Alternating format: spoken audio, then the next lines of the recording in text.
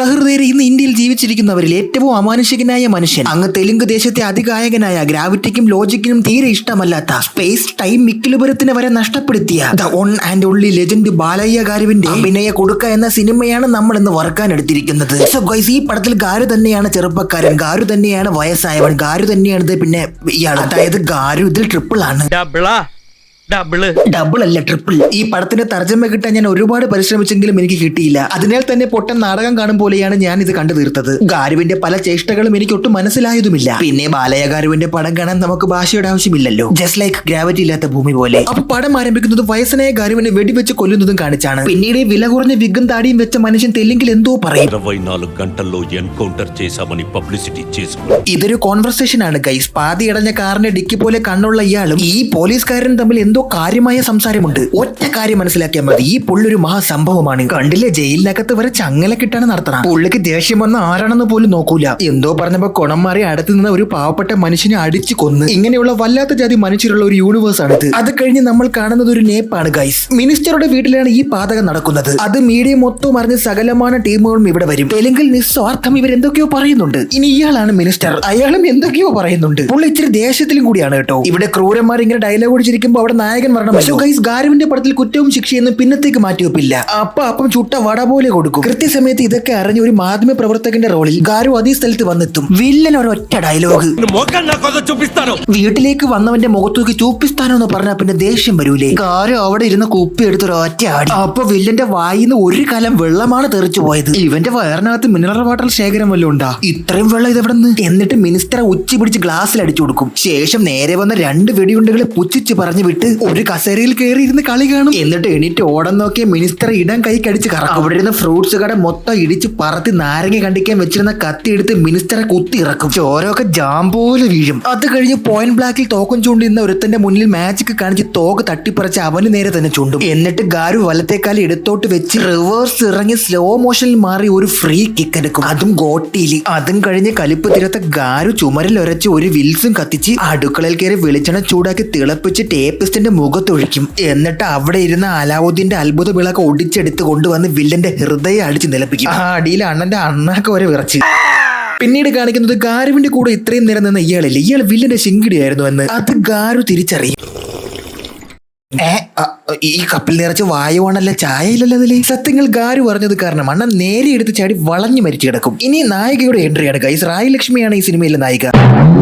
ഒരു ട്രെയിനിൽ വെച്ച് മീറ്റ് ചെയ്യുന്ന ഇവർ പെട്ടെന്ന് തന്നെ കമ്പനിയായി സംസാരിക്കാൻ തുടങ്ങും. ഗാരു തന്റെ കഥ മൊത്തം ട്രെയിനിലിരുന്ന് പറയും. അതും ഇന്ത്യൻ റെയിൽവേയുടെ ജനലിനിടയിൽ ഹോളോഗ്രാം വെച്ച് സ്വന്തം കഥ മൊത്തം ലൈവായിട്ട് കാണിച്ചു കൊടുക്കും. ഈടാ, ഒരു കക്കൂസ് പോലും മര്യാദയ്ക്ക് വർക്ക് ചെയ്യാത്ത ട്രെയിനൊക്കെയാണ്. അതിനകത്തൊക്കെ ഇത് എങ്ങനെയാ സംഭവിക്കുന്നത്? ഗാരുവിന്റെ കള്ളക്കഥയിൽ ഒരു പാട്ടൊക്കെ ഉണ്ട്. ഗാരുവിന്റെ സ്റ്റെപ്പൊക്കെ അറിയാലോ. ചൂണ്ടയിൽ കൊരുത്ത മീനിനെ നോക്കിയാണ് ഈ സ്റ്റെപ്പ് കണ്ടുപിടിച്ചത്. വലിയ കാസനോവയാണ് ഗാരു. വിഗും വെച്ച് ലിപ്പും കളറടിച്ച് വന്നേക്കുവാണ്. ഈ സോങ് ഒക്കെ കഴിഞ്ഞ് ഗാരു ഒരു ടാറ്റാ സുമി റെന്റിനെടുത്ത് 3-4 പേര് ചേസ് ചെയ്ത് കൊല്ലാൻ നോക്കും. അതെ ഗൈസ്, ഗാരു ഒരു ഹിറ്റ്മാൻ ആണ്. അങ്ങനെ ചേസ് ചെയ്യുന്നതിനിടയിൽ ഗാരുവിന്റെ വാഹനം സ്ലിപ്പായി ഒരു ഉഗ്രൻ കൊക്കയിലേക്ക് പറന്നു പോയി. താഴെ ചൂണ്ടയിട്ട് മീൻ പിടിക്കാൻ ഇരുന്നവന്റെ തലയെ കൂടി ഹോണും അടിച്ച് പറന്ന് വന്ന് വീഴും വെള്ളത്തിൽ.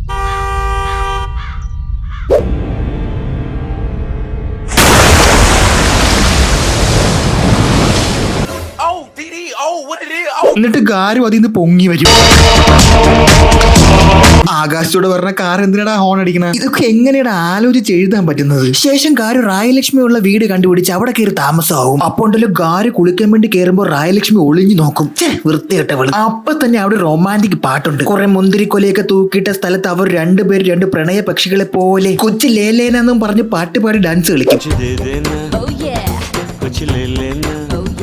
ചത്ത കോഴിയുടെ തൂവൽ വെച്ച് വിഗ് ഉണ്ടാക്കി ഈ ഗാരു ഇത് എന്തോന്ന് കാണിക്കണം. ഈ പാട്ടൊക്കെ കഴിഞ്ഞ് ഗാരുവിനെ ജനൽ വഴി ഈ ഞരമ്പ് പിടിച്ചോൾ തോണ്ടാൻ നോക്കും. ഒരു കോമഡി സീൻ വേണമല്ലോ, അതിനുവേണ്ടി ചെയ്തൊരു കാര്യമാണ്. ഗാരുവിന് വയറ് കൊണ്ട് തോണ്ടാൻ നോക്കുമ്പോൾ ഗാരു ആ വയറെടുത്ത് കറണ്ടിൽ കൊടുക്കും. എന്നിട്ട് ബന്ധുവില്ലാത്തൊരു പെണ്ണുമ്പോഴൊന്നും അതിൽ പിടിക്കും. അവർക്ക് ഷോക്ക് അടിക്കുന്നു. ഇതെന്താ ഇങ്ങനെ ഒരുമാതിരി ഐൻസ്റ്റീന് ബുദ്ധി വന്ന പോലെ. ശരിക്കും അന്നൊക്കെ ഇത് കണ്ടിരുന്നെങ്കിൽ നമ്മൾ ചിരിച്ചനല്ലേ. ഈ പടം ഒരു 2012 സമയത്ത് ഇറങ്ങിയതാണ്. അതേ രാത്രി തന്നെ ഗാരുവിനെ കൊല്ലാൻ ആ വീട്ടിൽ വില്ലന്മാർ വരും. ഗാരു അവരെയൊക്കെ ഒരു പൂച്ചയെ പോലെ പതിയെ ആരും അറിയാതെ ചെന്ന്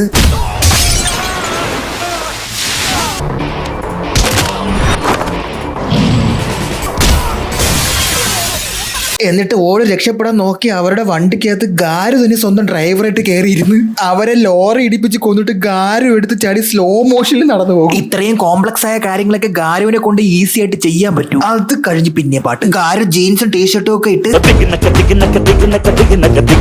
എന്നും പറഞ്ഞ് ഡാൻസ് കളിക്കും. ഗാരുവിന്റെ മുഖം എന്ത് ഇങ്ങനെ മൈക്കിൾ ജാക്സനെ പോലെ ഇരിക്കുന്ന വെളുത്ത് വിളറി. ഗാരു നല്ലൊരു ഡാൻസറാണ്, അത് ഞാൻ പറയും. സോ ഗൈസ്, ഈ പാട്ടൊക്കെ കഴിഞ്ഞാണ് ഗാരുവിന്റെ രണ്ടാം അപരാധം കാണിക്കുന്നത്. ഒരു വലിയ കടൽ തീരത്ത് 4 വലിയ ഇഡലി വെള്ളത്തിൽ മുക്കി പൊങ്ങി വരുന്ന വയസ്സൻ ഗാരുവിനെയാണ് കാണുന്നത്. സോ ഗൈസ്, താടി മാറ്റി മുടി ചരിച്ച് കൂതി ലിപ്സ്റ്റിക് ഇട്ട ചെറുപ്പം ഗാരു, ചെമ്മരിയുടെ രോമം ഉണക്കി സൂപ്പർ ഗ്ലൂ വെച്ച് ഒട്ടിച്ച് മുടിയൊന്നും മാറ്റി ചീകിയ ഓൾഡ് ഗാരു. സോ ഗൈസ്, അതേസമയം ഇളയ ഗാരുവിനെ വില്ലൻ അവിടെ പിടിച്ചു വെച്ചിരിക്കുകയാണ്. ഗാരുവിനെ മാത്രമല്ല ഗേൾ ഫ്രണ്ടിനെയും.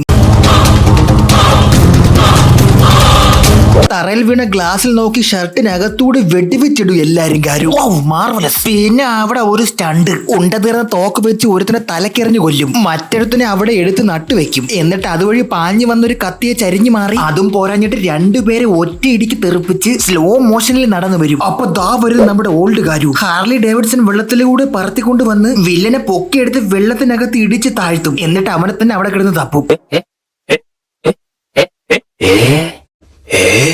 ശേഷം ഇളയ ഗാരുവിന്റെ മുഖത്ത് 2 അപരാധവും പറഞ്ഞ് ലക്ഷ്മി റായെ പൊക്കി എടുത്ത് കൊണ്ടുപോകും. ഗൈസ്, ഇത് എന്താണ് സംഭവം എന്ന് വെച്ചാൽ ഇവരെല്ലാം ഒരേ കുടുംബമാണ്. ഇളയ ഗാരുവും മൂത്ത ഗാരുവും തമ്മിൽ അത്ര ചേർച്ചയിലല്ല. അതും കഴിഞ്ഞ് മൂത്ര ഗാരു ഒരു വിന്റേജ് കാർ കൊടുത്ത് ഓടി വന്ന 10-25 പേരെ ഇടിച്ച് എയറിലും കയറ്റി. ചുമ്മാ ഒരു കാര്യമില്ല. ഗാരു വരുമ്പോ ഒക്കെ ഒരു 10-20 പേര് ആകാശത്ത് പറക്കണം എന്നാണ് ചടങ്ങ്. അത് കഴിഞ്ഞൊരു കുടുംബ സംഗീതമാണ്. മൂത്തതും ഇളയതുമായ ഗാരുമാരുടെ സോങ്. ശരിക്കും പറഞ്ഞാൽ ഇതെന്താണ് നടക്കുന്നത് എനിക്കൊന്നും മനസ്സിലായില്ല. 10ാം ക്ലാസ് പരീക്ഷയ്ക്ക് പോലും എനിക്ക് ഇത്രയും കൺഫ്യൂഷൻ ഉണ്ടായിരുന്നില്ല. ഈ മൂത്ര ഗാരു കൈ നിറച്ച് പണമൊക്കെ ആയിട്ട് വരും, പക്ഷെ വീട്ടിനകത്ത് കയറൂല. 1 മാസം റേഷൻ മേടിക്കാനാണ് ഇത്രയും പൈസ. ഈ പണം കൊണ്ട് പാകിസ്ഥാൻ മുഴുവൻ പട്ടിണി മാറുമല്ലോടാ. അത് കഴിഞ്ഞ് ഒരു കാര്യമില്ലാതെ വെറുതെ ഇരുന്ന നമ്മുടെ ഗാരുവിന് ലക്ഷ്മി റായ് വന്ന് കിസ് അടിക്കും. അപ്പൊ തന്നെ ഒരു പാട്ട്. ഈ പടം ഒരു 2.5 മണിക്കൂർ 4 പാട്ടും 12 ഫൈറ്റ്സും. എങ്ങനെടാ തിയേറ്ററിൽ പോയിരുന്ന് ഇത് കണ്ടു തീർക്കണ? ഇത്തവണ ഗാരു ബാറ്റ്മാൻ ബെൽറ്റ് ഒക്കെ കെട്ടിയാണ് ഡാൻസ് കളിക്കണം. അത് കഴിഞ്ഞ് മൂത്ത ഗാരുവിനെ പോലീസ് പിടിച്ചോണ്ട് പോകും. അപ്പൊ പെട്ടെന്നുണ്ടല്ലോ ഫ്രണ്ട്സിലെ ജയറാമിനെ പോലെ സിനിമയുടെ ആദ്യം മുതലേ ഇരുന്ന റഹ്മാൻ ഉണ്ടല്ലോ, തെലുങ്കിൽ എന്തോ മൊഴിയും. എന്തായാലും ഒറ്റ കാര്യം മനസ്സിലാക്കിക്കോ, ഗാരു തെറ്റുകാരനല്ല. ശേഷം ഇനി കാണുന്നത് ഓൾഡ് ഗാരുവിനെയാണ്. അതായത് ഈ ഗാരു ഒരു വലിയ നേതാവാണ്. ഇതാണ് ഈ സിനിമയിലെ ട്രിപ്പിളാമത്തെ ഗാരു. ലുക്ക് ഇച്ചിരി കൂടി ചേഞ്ച് ആക്കി ഇത്തവണ റൗഡി വാസുവിനെ പോലെ കട്ട പിരിവും കൂടി കൊടുത്തിട്ടുണ്ട്. എന്തായാലും വലിയൊരു പ്രസംഗത്തിന് ശേഷം ഗാരുവിന്റെ വക ഒരു ഉപദേശവും കൂടിയുണ്ട്.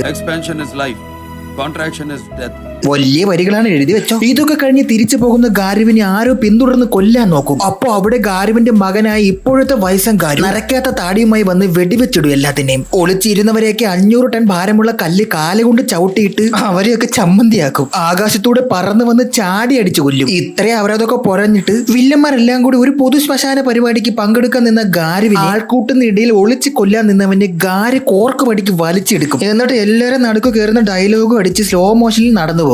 ആൾക്കാർ തേങ്ങയ്ക്കും പൂവിനും ഒക്കെ എറിയും ഗാരുവിനെ. അവിടെ നിന്ന് അങ്ങോട്ട് മൂത്തകാര് അഹിംസയുടെ പാതയിലാണ്. മൂത്തകാര് എവിടെയൊക്കെ ഉണ്ടോ ഇളയകാര് ഒരു തോക്കും പിടിച്ചൊരു ഭ്രാന്തനെ പോലെ പുറകെ കാണും. അങ്ങനെ ഇരിക്കെ ഒരു പാർട്ടിയിൽ വെച്ച് ഒരു പോലീസുകാരനെ ഒരുത്തന്റെ പെണ്ണും പുള്ളിനെയും മോളസ്റ്റ് ചെയ്യാൻ നോക്കുന്ന ഒരു സീനുണ്ട്. പെണ്ണും പുള്ള രക്ഷപ്പെടാൻ വേണ്ടി നേരെ ഓടി ബെഡ്റൂമിൽ കയറി കൊടുക്കും. വേറെ എവിടെയും സ്ഥലമില്ലല്ല. എന്നിട്ട് ഈ വില്ലൻ അവരെ എല്ലാവരും മുന്നിലിട്ട് കൊല്ലും. എല്ലാ കാര്യങ്ങളും ഇവിടെ ശുഭമായി തീരുമ്പോൾ ഗാരു തീയും പോകുകയായിട്ട് വന്ന് എല്ലാവരും കോടാലിക്ക് വെട്ടും.